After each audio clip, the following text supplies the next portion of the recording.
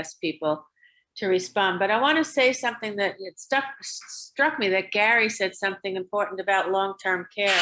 As we come out of this, if we are, I have spoken to so many of my families who are very concerned about long haul effects of COVID. This pandemic has the immediate horrific people who have passed away in emergency rooms have been flooded.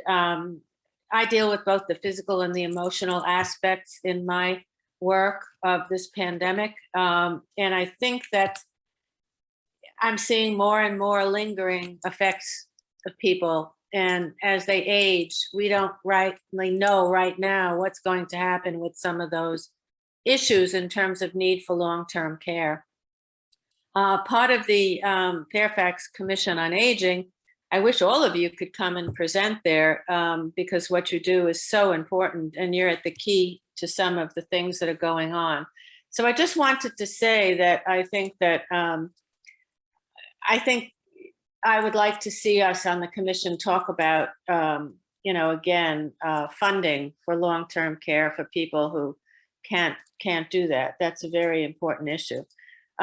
I've done 3 podcasts so far, and the first one on social isolation really talked about how we are affected physically. Those of us who have not gotten COVID still have an effect on our thinking, emotionally and physically, the causative factors of some of the things that we've gone through.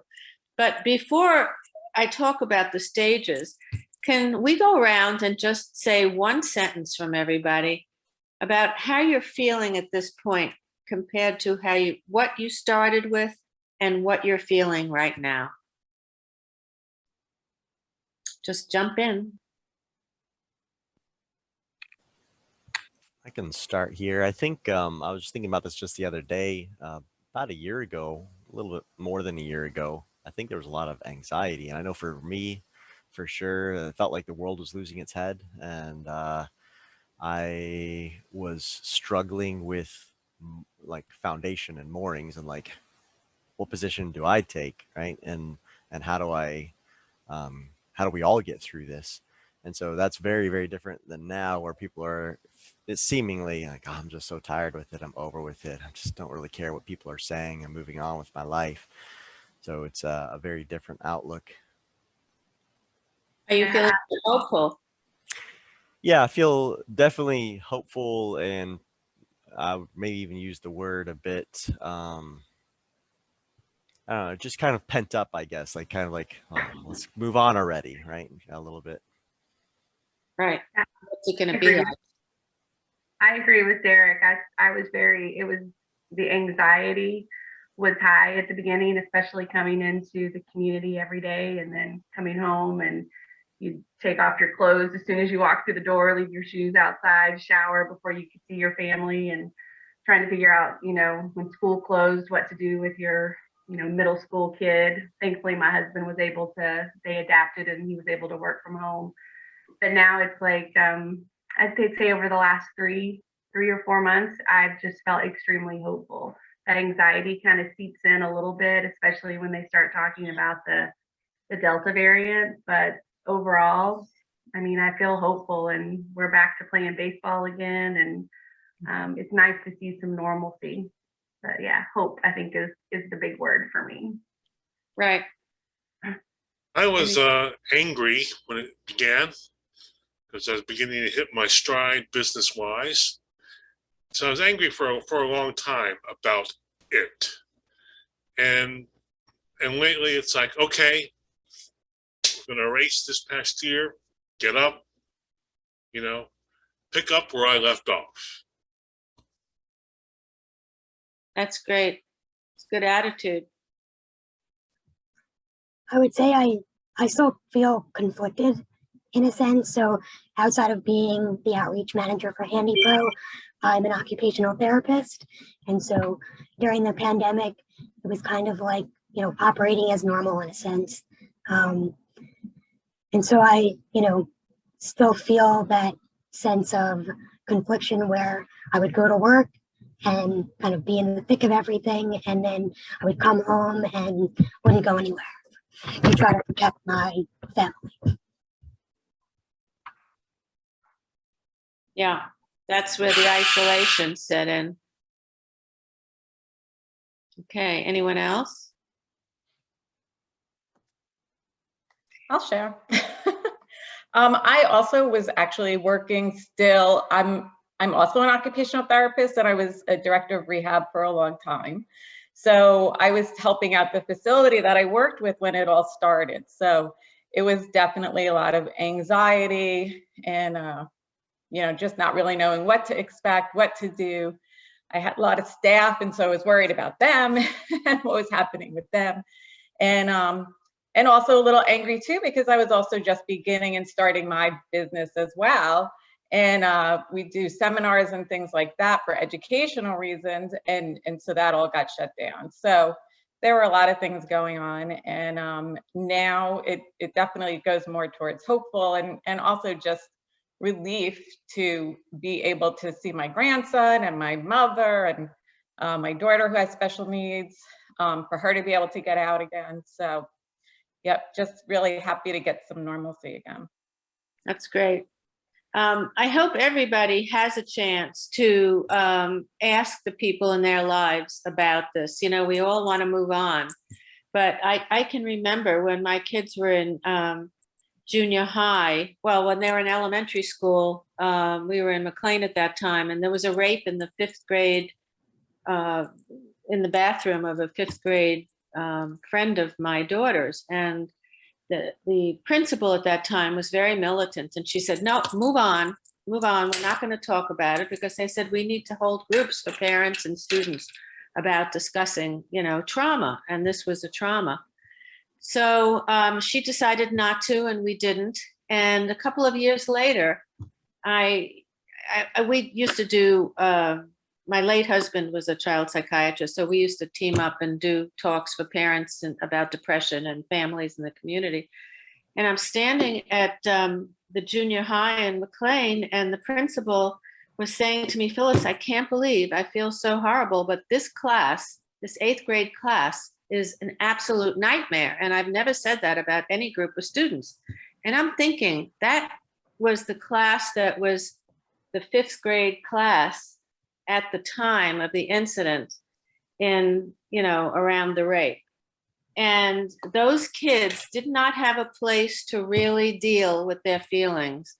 And they became, I mean, the most acting out group of young kids that this principal has ever seen.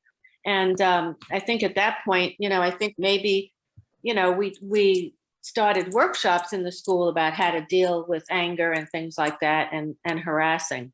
But these things take its toll.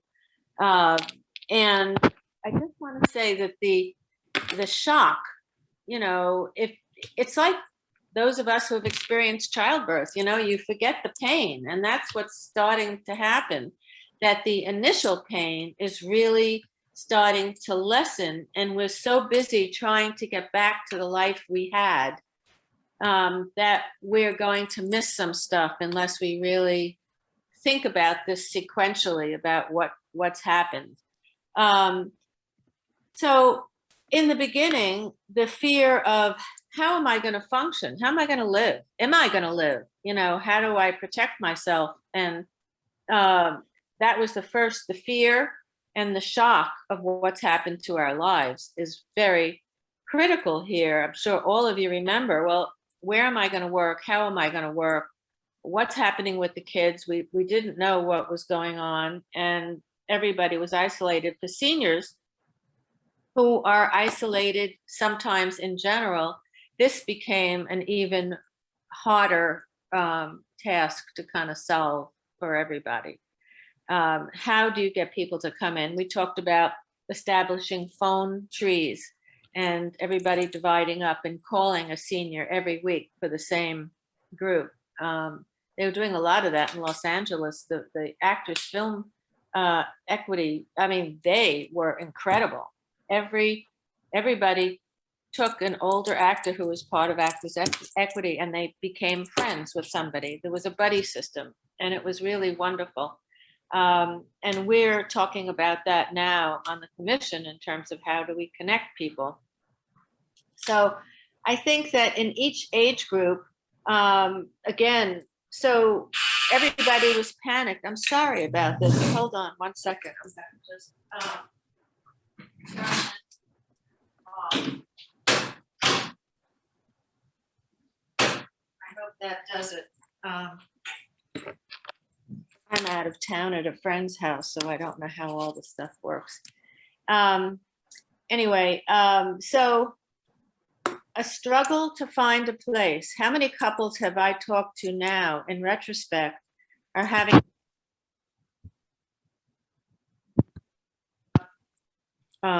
offices at home?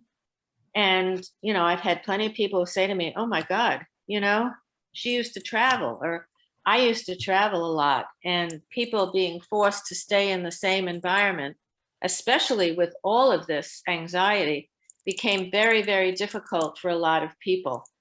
Again, and under those circumstances, you know, how do you create a place where you can comfortably talk to your kids? Everybody had to really regroup, you know, and it was a hard time. And then, of course, we go through mourning.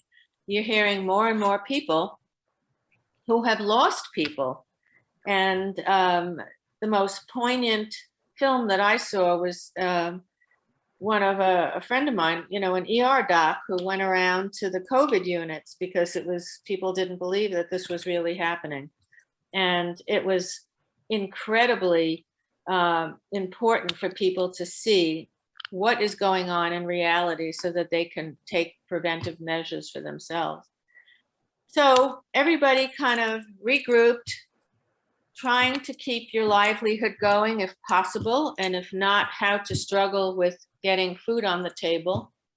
And it was just a very difficult time for everybody. I mean, in the other world wars and things that happened in our country, it affected everybody, but in a very, very different way. This is historic, and we're still, over the years, we're going to have more information coming out about how this affected developmentally some of the people that we have seen. From seniors, I have friends, I have a bereavement group that I'm in. I'm a widow, and that group, so many of the women did not go anywhere for a year. They had no contacts. And that was a very difficult phase. So you have people sitting in their apartments, not, you know, in their homes, not doing anything. So we go through a way of looking at the effect of this on people. Yes, I heard people say, well, FaceTime and Zoom. My work continued through the pandemic on Zoom like this, with meetings and times of a connection. And that's really what we all need, is a connection. It was startling for me when my niece was talking about her 5-year-old and how the 5-year-old knew school. He had been in preschool, so he knew friends. He knew what a friend was and how those relationships went. Then his brother, the 2.5-year-old, we realized, has never been in a group situation. And that whole area for him was so new when things started opening up.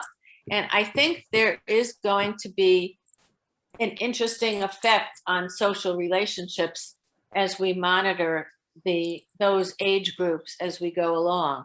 And I have several college students in my practice now, and they're talking about what they have lost in terms of not just social.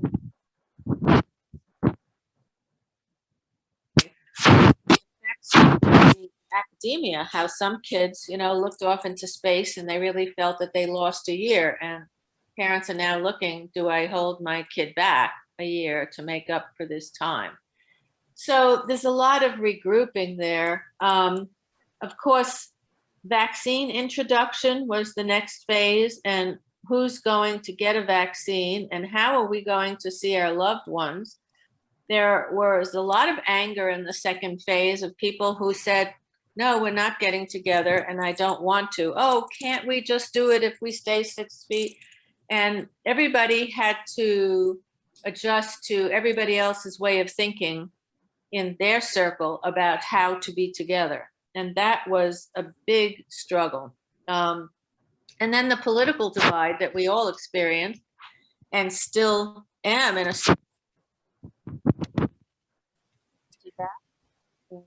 Hey Phyllis, I think there's just you on your microphone once in a while it pops. I don't know if perhaps like you're touching it or moving it around, but once in a while you seem to cut out. Like you're good for the most part, but just a heads up on that. Okay, all right.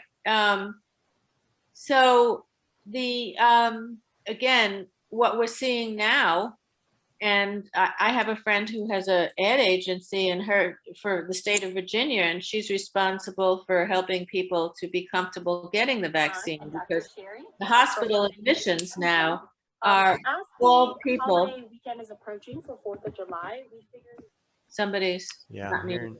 Okay, it's good. It's gone.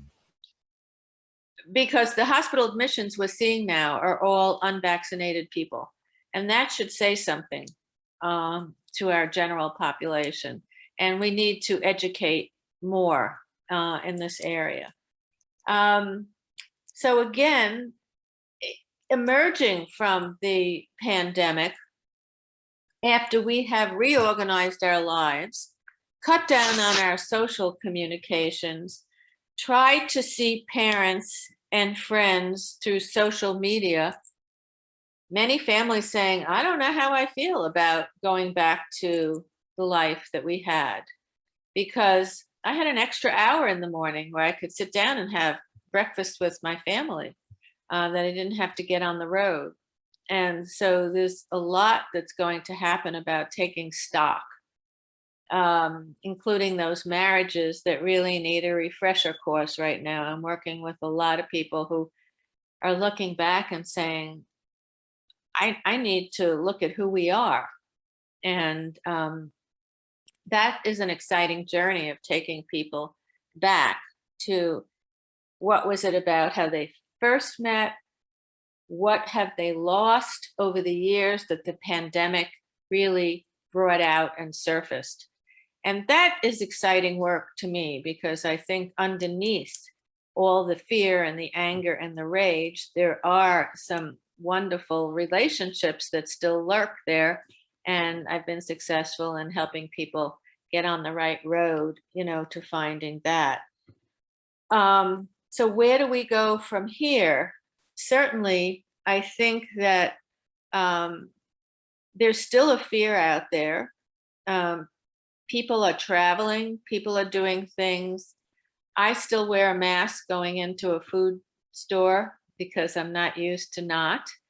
And I'm been vaccinated, one of the first right on, but I still have never gotten comfortable without a mask, although it's starting to change as well. So we still have to be careful how we deal. But I think that the next campaign really is to educate people as to the need for the vaccine, and get people to look at how this experience that we've all shared is affecting our relationship, our financial situations, and our future. And I forget how many new businesses, there was a statistic, 600 million new businesses in the country has developed over the pandemic. So I think that there are certainly wonderful, outcomes and regroupings here that are healthier. For myself, I remember the first weekend, my son got married on my deck at home, May 1st of a year ago, because they canceled their big wedding. And it felt like a real wedding. It was wonderful. And it was on Facebook Live with 200 people cheering and watching. It was a great experience. And they're going to do the redo October 1st, God willing, we'll all get to do that. So there are a lot of things that are happening. And two, I still worry about gatherings like that. And I think that that's a fear that we all have. The statistics on 4th of July gatherings will be coming out in a month. And that certainly will be telling in terms of the effects of, this pandemic. So again, sharing, when people talk about this, it really puts it in perspective. You can say, this is wow, how did we get out of this? What are the benefits that we've experienced from this? Where do we go from here? What changes do we want to make? So I started to say about the wedding. So we never had dinner with my son's mother-in-law, and she's been wanting to have us over for a long time. So right after the pandemic, that Saturday, we had a friend, we have mutual friends. They wanted to have lunch outside, so we did. It was exciting. And then we had this dinner at night, and we said, oh my God, I'm not used to 2 events in a day, and it's too much. And I think we're examining now, where do we go from here? How many activities? I've heard many families say, I'm not doing violin and soccer and, choir or whatever. I just can't do it. So everybody's reevaluating. And I've even heard stories about friends. I have nothing to say. Nobody was going to theater, movies, work. Yeah, we could talk about that. But people are now evaluating what was all about. There's a lot of thinking going on, a lot of letting go of our breath, holding it again. So again, this is something that everybody should be sharing and talking about. And I think we have certainly time for questions, right, Derek, and stuff that you want to ask or get into. Yeah, absolutely. Yeah, I think this is a great time for if anyone has questions or observations. Phyllis is an excellent resource.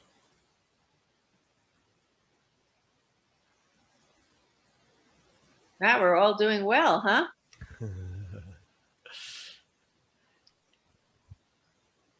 Okay, but I don't know if, there's so much that we still could be talking about now, but I don't know how much time we have. You've got about 10 more minutes here for kind of Q&A.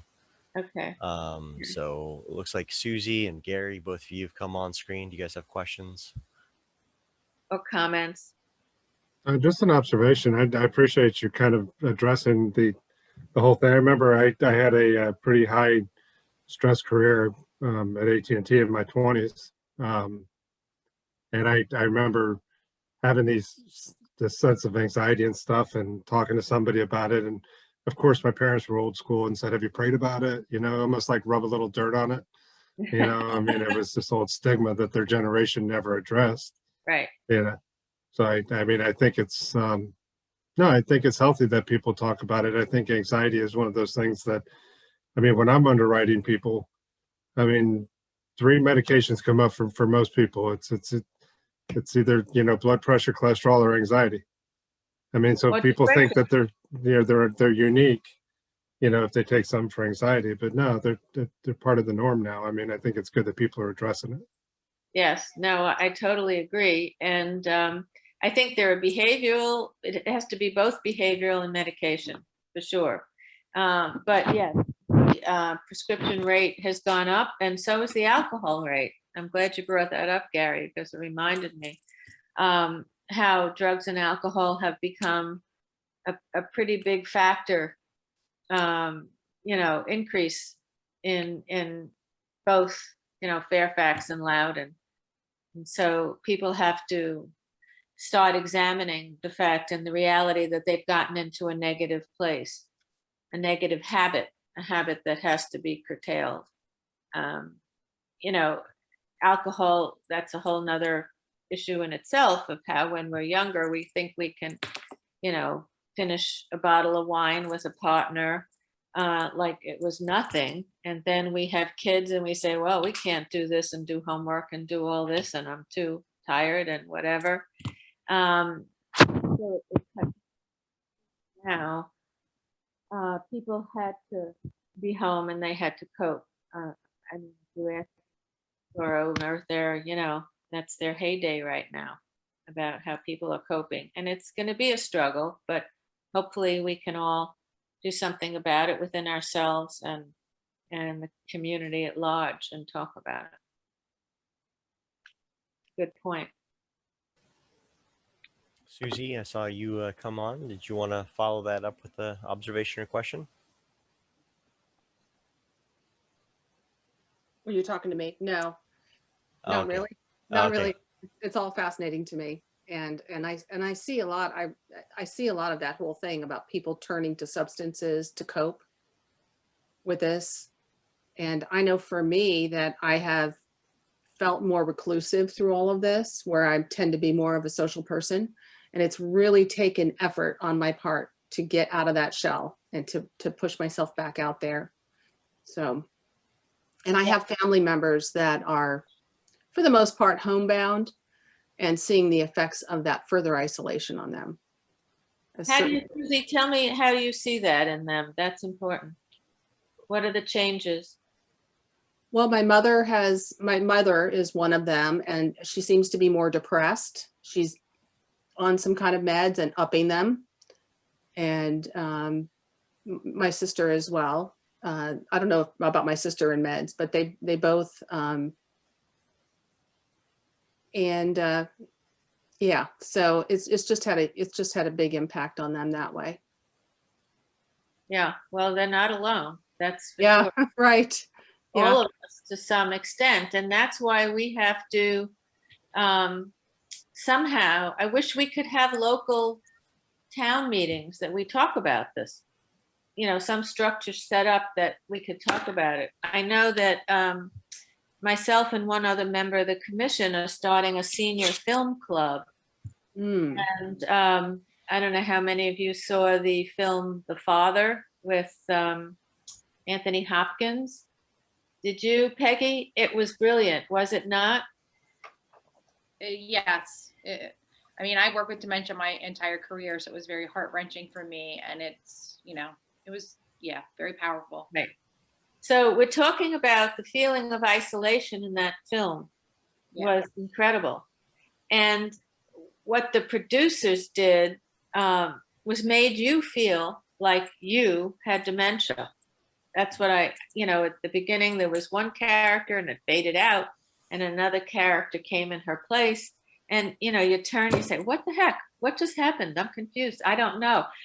And it was brilliant the way it was done. I recommend that. But the feeling of that isolation is what people experience living by themselves.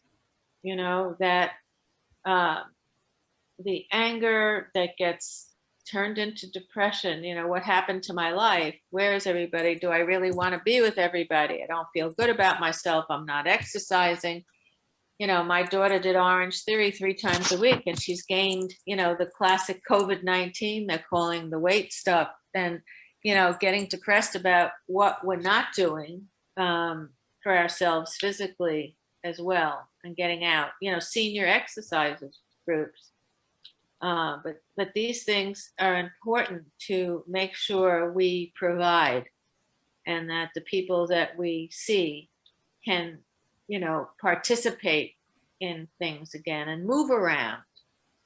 Because one of the physical aspects, Dr. Richard Hilburn, who started the house call for seniors at Inova years ago, he and I did a podcast about the physical effects of the social isolation on people, and how what we absolutely recommended is you take, a walk around your house, 20 times, or if you can get out, masked, be outside and walk around, keep your routine. I mean, we had a whole list of things that help people to bind anxiety in those stages of the pandemic. And now I feel like telling people, oh, slow down. You know? Think about what you're really going to do. It's funny, I had just the opposite during COVID. I got out more, I rode my bike more, I exercised more because I wasn't doing as much. I mean, I did all the stuff that I wanted to do that I couldn't do because of work. But I did find it was interesting. So what I do for a career is I help families find senior living options. So when COVID hit, I had all these friends like calling me going, oh my gosh, your business, what are you doing? You know, your business must be dead. And ironically, it was the best year we ever had because families are starting to realize how isolation was affecting their parents, how that not just because a lot of times seniors are isolated, but like even kids weren't going over to see their parents. And the isolation was so, you know, kids were worried about their kids, their personal kids, like having it, like maybe being out or exposing their parents to COVID or whatever. So parents were really declined. Their parents, what I found is that senior living was really on the rise because they were recognizing that now my loved one has absolutely no contact with anybody. And it was really interesting because I was really nervous when COVID started, like what's going to happen to the business, but it ended up, you know, being great. So, yeah. Well, it's also served a good point, you know, for people in terms of how do they get out and, you know, to make it a safe environment for people. I think prior to COVID, people didn't recognize how isolation really affects people. I think like mom sitting at home, oh, mom wants to stay in her house for forever, which is great. I mean, who doesn't? But if mom is sitting in her house watching TV and that's the socialization she gets all day long, I mean, that causes just a whole slew of other challenges with mental illness and even declining physically, just being alone all the time. You know, we, like you were saying earlier, we tend not to eat properly. We don't exercise properly. We don't do those things because, you know, it's just me. I know when my husband's away, you know, I don't always cook a whole meal. I'll eat something small or whatever. So if you live that way, you know, it's, you know, you're not eating the way you need to. So anyway, yeah. No, those things and those habits are important that we do think about how we do that.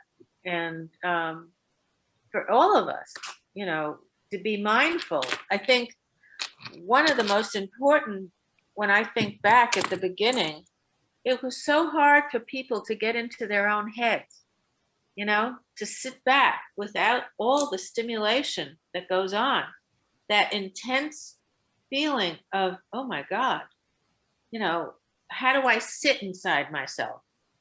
How do I relax with my own company? You know, and that was very hard for people. Those people that, you know, lived alone and those people who are in relationships at home with families, because it was still all the things that preoccupy us. You know, I'm saying, my God, this is too much right now. I don't want to do all this. I want some happy medium, but I need time in my head to process. Exactly. I think there's got to be a medium that we're all struggling right now to find.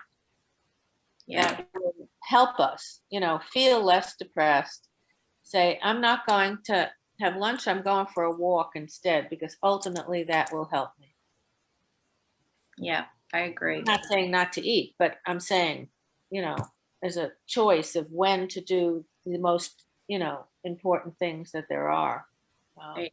There's a comment in the chat that says, you know, allowing day centers are a great place for people who are at home and they bus and they can get out. And that's true. And I don't think enough people think about the day centers for isolated seniors. And it's important to recognize that there are places where people can go. Well, during the pandemic, I'm sure it wasn't an operation. If it was, I assume they, measures were in place in terms of social distance and masking and all that. I But think I totally agree that I think people do need to know more. Again, in Fairfax on the commission, we do invite people to come and speak about what, there is out there. And it is amazing to me how many services there are and how many things. When I came on the commission, because I've been in private practice, for a long time. When I was in New York, I worked at a big hospital. I had connections to, a lot of the community services, and I didn't hear but nobody coordinates. Nobody talks to each other about what they have, so I find that I feel like we need to have a wheel, with a coordinated center that everybody knows what everybody's doing and can take advantage of that. So Peggy, that was, useful, and whoever talked about the center idea, I think is really critical. Ed Valor mentioned that. Yeah. All right, does anyone have any questions? Anything else that Phyllis can share, or before we? Leah just came on. Leah, do you have a question? Leah okay. is going to be our spotlight speaker right after we're done with Phyllis with this discussion. All right, Phyllis, thank you so much. My pleasure. We really appreciate your time this morning and for kind of bringing to light and letting some people share their experiences, especially during this time. And, I wish everyone, good health and, Absolutely. And thank you. This is such an important topic. And as we go forward, there'll be more reasons to talk and communicate. So, and yeah, if anybody has any questions, I'm sure you can get in touch with me through Peggy.